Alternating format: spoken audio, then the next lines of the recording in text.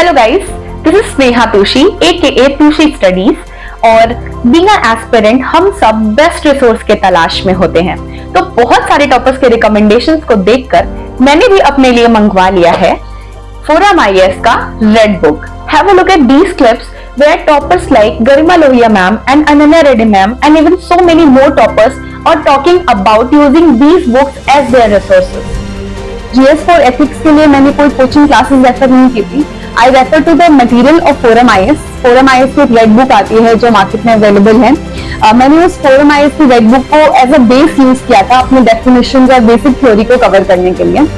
Forum IAS red books were something that I also used. For instance, for agriculture, that was one book that I used extensively. So this is something important for mains, that is to identify the right kind of resources and to understand to which extent you have to read for a certain topic. थोड़ा और improve करना है तो Forum IAS की red book मिल गई थी बाजार में, वहां से वो ले ली। तो एथिक्स के लिए मेरे पास मेन सोर्सेज यही होते थे कि रेड बुक। GS पर लिए Forum IAS की रेड बुक है, उसमें एग्जाम्पल्स आपको काफी अच्छे मिल जाते हैं। एथिक्स के लिए फोरम्स रेड बुक। गाइस, मैंने अपने लिए मंगवाए थे ये बुक और मैंने कूपन कोड यूज किया था DKT, जिससे मुझे फ्लैट 1000 ऑफ मिला था। तो आप भी ये कूपन कोड यूज कर सकते हैं अगर आपको भी 1000 का डिस्काउंट अवेल करना है तो।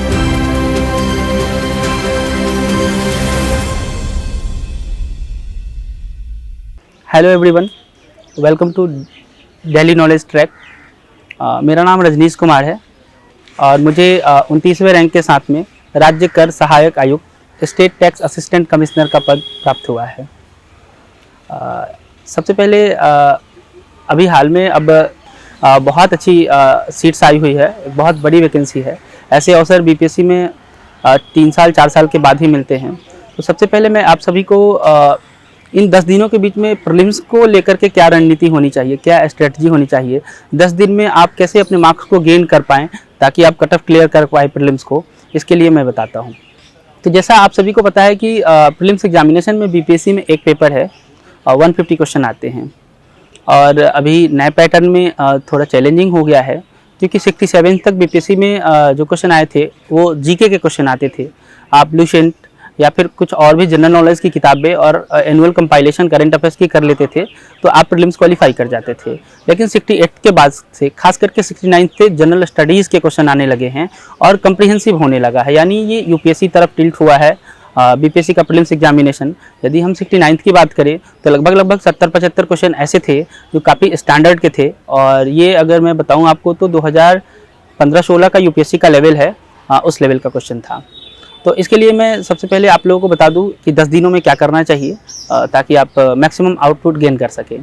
तो सबसे पहले बात करते हैं हम हिस्ट्री से। तो हिस्ट्री में लगभग 30 क्वेश्चन आते हैं, 30 क्वेश्चन BPSC में शुरू से ही पैटर्न रहा है और यही आते हैं। और सबसे अच्छी बात यह है कि बाकी सबके सेक्शन के क्वेश्चन मॉडरेट हुए हैं, डिफ़िकल्ट हुए हैं, लेकिन हिस्ट्री लगभग वही पैटर्न पे है। हिस्ट्री के क्वेश्चन ईजी एंड मॉडरेट होते हैं, बहुत डिफ़िकल्ट नहीं आ रहे हैं। इसमें 5 क्वेश्चन एंशिएंट के, 5 क्वेश्चन मिडाइवल के और लगभग 20 क्वेश्चन मॉडर्न इंडिया से आते हैं। तो सबसे पहले आप लोग अब जो टाइम बचे हुए हैं इसमें एंशिएंट और मिडाइवल को बहुत कम समय दे करके, यानी 3 घंटे 4 घंटे में उसको रिवीजन करके अब ज़्यादा से ज़्यादा टाइम मॉडर्न इंडिया पे दे। मॉडर्न इंडिया में भी जितने फ्रीडम स्ट्रगल रहे हैं, खास करके बिहार से जितना संबंध रहा है उसको अच्छे से तैयार करिए। इसके साथ बिहार के हिस्ट्री से रिलेटेड जितनी भी चीज़ें हैं, जैसे किसान आंदोलन से संबंधित हो गई, पत्रकारिता से संबंधित हो गई, चंपारण सत्याग्रह, भारत छोड़ो आंदोलन, इन सब टॉपिक को जो बार बार पूछे जाते हैं इसको अच्छे से तैयार करिए ताकि यहाँ से क्वेश्चन आपकी गलत नहीं हो। तो आप लोग यही करेंगे कि 20 क्वेश्चन के लिए ज़्यादा समय देंगे। यहाँ से आप कोशिश करिए 20 में 16-17 क्वेश्चन सही हो जाए, और हो भी जाते हैं। ठीक है। दूसरा जो सेक्शन है वो मेजर सेक्शन साइंस का है। साइंस में 30 क्वेश्चन शुरू से ही BPSC में आ रहे हैं, लेकिन 69 में एक नया बदलाव देखने को मिला था कि साइंस के क्वेश्चन पहले इजी एंड मॉडरेट हुआ करते थे, अब मॉडरेट एंड डिफिकल्ट आए हैं। अब इजी क्वेश्चन की संख्या बहुत ही कम रह गई है। इसके साथ एक नया चीज़ जुड़ा जो साइंस एंड टेक्नोलॉजी का है।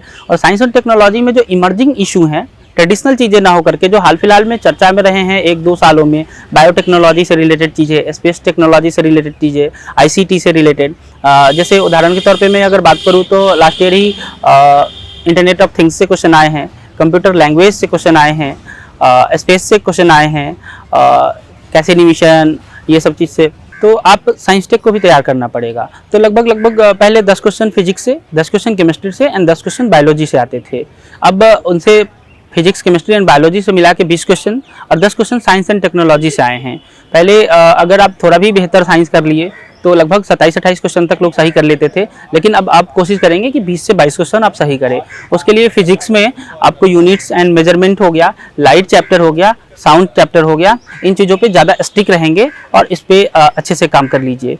केमिस्ट्री में भी जो भी केमिकल कंपाउंड्स हैं उस पे and chemistry in daily life chapter, इसको आप तैयार कर लेंगे तो यहाँ से आपके कुछ क्वेश्चन बन जाएंगे। इस तरीके से बायोलॉजी में डिजीज वाले चैप्टर हो गए।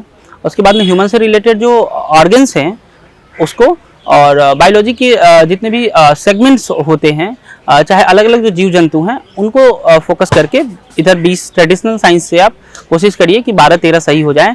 और साइंस एंड टेक्नोलॉजी के लिए अगर मैं बात करूं तो क्वेश्चन डिफ़िकल्ट नहीं थे, लेकिन आप तैयार किए रहेंगे। जैसे मैं यूपीएससी का भी प्रिपरेशन करता हूं, आप में से बहुत सारे लोग यूपीएससी का भी प्रिपरेशन करते होंगे, उनको ये सेक्शन आसान लगा होगा लास्ट टाइम भी और आगे भी आसान लगेगा। लेकिन जिन्होंने भी सिर्फ बीपीएससी की प्रिपरेशन करी है उन्हें दिक्कत होगा। तो मैं आप लोगों को कहूँगा कि अभी भी समय है, आप विजन आईएएस से या फिर वनली आईएएस से पतली सी बुकलेट उठा करके और साइंस एंड टेक्नोलॉजी के जो कुछ टॉपिक है, स्पेस से रिलेटेड जो भी डेवलपमेंट्स हुए हैं इंडिया में, बायोटेक्नोलॉजी से रिलेटेड जो डेवलपमेंट्स हुए हैं और आईसीटी से रिलेटेड, ये 3 चैप्टर बहुत अच्छे से कर लीजिए आप। और ये सेक्शन स्कोरिंग है और इसमें सबसे अच्छी बात है कि साइंस एंड टेक्नोलॉजी में एलिमिनेशन मेथड काम करता है, तो आप उससे कर लेंगे। तीसरा सेक्शन, अगर मेजर सेक्शन बात करें तो करंट अफेयर्स का सेक्शन है। इस पे सब लोग अधिक फोकस करते हैं, कई लोग इतना अधिक फोकस भी कर लेते हैं कि उनका ट्रेडिशनल ज़्यादा गलत हो जाते हैं और रिवाइज नहीं कर पाते हैं। तो दोनों में अभी के समय में संतुलन बनाना बहुत ज़रूरी है। आप 3 से 4 घंटे नेशनल, इंटरनेशनल और बिहार के करंट अफेयर्स पढ़ेंगे, उसके अलावा आप ज़्यादा से ज़्यादा टाइम ट्रेडिशनल पे देंगे। ठीक है, तो 30 क्वेश्चन लगभग करंट अफेयर्स से आते हैं। तो इसमें से आप अब तक अगर आप मंथली मैगजीन पढ़ रहे हैं तो उसे अच्छे तरीके से रिवाइज करिए। अगर नहीं पढ़ पाए हैं तो एडुटेरिया की करंट अफेयर्स और घटना चक्र की आई दृष्टि, इन दोनों को लेकर के और 2-2 बार पढ़ के रिवाइज कर लीजिए, ताकि अगर इनसे क्वेश्चन आते हैं तो आप सही कर लेंगे। तो ये 3 सेक्शन जो मैं बात किया, यहाँ से आपके 150 में से 90 क्वेश्चन के अप्रॉक्स आएंगे। तो आप कोशिश करेंगे कि इन तीनों पे सेक्शन पे ज़्यादा ध्यान दें। इसके अलावा जो चौथा मेजर सेक्शन होता है वो बिहार स्पेशल जनरल नॉलेज का सेक्शन होता है। इसमें कुछ क्वेश्चन बार बार आते हैं, कुछ थीम्स बार बार रिपीट होते हैं। बिहार के हिस्ट्री, बिहार की ज्योग्राफी और बिहार के करंट अफेयर्स। तो बिहार के जनरल नॉलेज में इन 3 पे ज़्यादा काम करेंगे। बिहार में पिछले 2-3 सालों में जितने भी डेवलपमेंट्स हुए हैं उसको अच्छे से तैयार कर लीजिए। बिहार के बजट और बिहार के इकोनॉमिक सर्वे में जितनी भी एक कोई समरी अगर आप पहले बना चुके हैं तो उसे रिवाइज करिए, बार बार देखिए, मल्टीपल टाइम देखिए। यदि आप नहीं किए हैं तो किसी भी मैगजीन में, एडुटेरिया के मैगजीन में या फिर सीएमई की एक पतली सी करंट अफेयर्स की बुक आई है बिहार स्पेशल, वहाँ से कर लीजिए। और नेशनल इंटरनेशनल के लिए जैसा मैंने बताया, आप जो फॉलो कर रहे हैं उसे करिए, नए को उठाना मुझे लगता है कि अभी घातक होगा। तो ये सेक्शन है। इसके अलावा लास्ट टाइम सब लोग पैनिक हुए थे इकोनॉमिक्स को लेकर के, क्योंकि इकोनॉमिक्स में बीपीएससी में अब तक जो क्वेश्चन आते थे वो काफ़ी बेसिक से आते थे, जोल्यूशन से हो जाता था, 5 ईयर प्लान से, पॉवर्टी से, इन सब चीज़ों से, कुछ स्कीम से। लेकिन लास्ट टाइम जो क्वेश्चन आए हैं वो इकोनॉमिक डेवलपमेंट्स के ही क्वेश्चन थे, लेकिन थोड़ी कॉम्प्रिहेंसिव थी। जैसे लास्ट टाइम क्वेश्चन देखे गए थे इकोनॉमी में, लगभग 15 क्वेश्चन आए हुए थे। तो उसमें पीएलआई स्कीम से क्वेश्चन आया हुआ था, भारत के जो फॉरेक्स रिजर्व हैं उसके कौन कौन से कंपोनेंट हैं उससे क्वेश्चन आया था, इंसॉल्वेंसी एंड बैंक्रप्सी से क्वेश्चन आया हुआ था। तो ये सब चीज़ें हैं जो आपको 2 साल के, 1.5 साल के कम से कम जो इकोनॉमिक करंट अफेयर्स हुए हैं, इसके लिए आप सोर्स विजन आईएएस की जो मंथली मैगजीन है या पीटी 365 है उसको कर सकते हैं। यदि आपने नहीं किया है तो अभी ज़्यादा पैनिक होने की ज़रूरत नहीं है। आप कोशिश करिए कि 15 में 7-8 तो सही कर सकते हैं। और एक चीज़ है कि बड़े क्वेश्चन को देख के पैनिक नहीं होना है। लास्ट टाइम में मैं आपको ये सलाह दूंगा, छोटे क्वेश्चन को लोग सिली मिस्टेक करते हैं और बड़े क्वेश्चन में पैनिक होता है, ज़्यादातर अभ्यर्थी में ये देखने को मिलता है। तो बड़े क्वेश्चन जब भी देखें तो उसमें एक की पॉइंट होता है, आपके एक ऑप्शन से वो पूरा पढ़ने की जरूरत नहीं होगी। कई बार एक स्टेटमेंट से चीज़ें एलिमिनेट हो जाती है। तो इकोनॉमी के क्वेश्चन लास्ट टाइम बड़े बड़े आए थे, कई लोग उसको अटेम्प्ट भी नहीं किए थे, जबकि वो पेपर दे के आके देखे जब पेपर को, तो उन्हें लगा कि ये चीज़ें ईजी थी और कंप्रीहेंशन बेस्ड थी, नॉलेज बेस्ड कम थी। उसके बाद अब अगला सेक्शन पॉलिटी का है। पॉलिटी से भी 13 से लेके 15 क्वेश्चन आते हैं। और पॉलिटी एक लो हैंगिंग फ्रूट्स होता है, जो भी लोग सिविल सर्विसेज की तैयारी कर रहे हैं वो जानते होंगे। तो पॉलिटी में आप फंडामेंटल राइट हो गए, पार्लियामेंट चैप्टर हो गया, गवर्नर हो गए, सेंटर स्टेट रिलेशन हो गए, इस पे ज़्यादा फोकस करिए।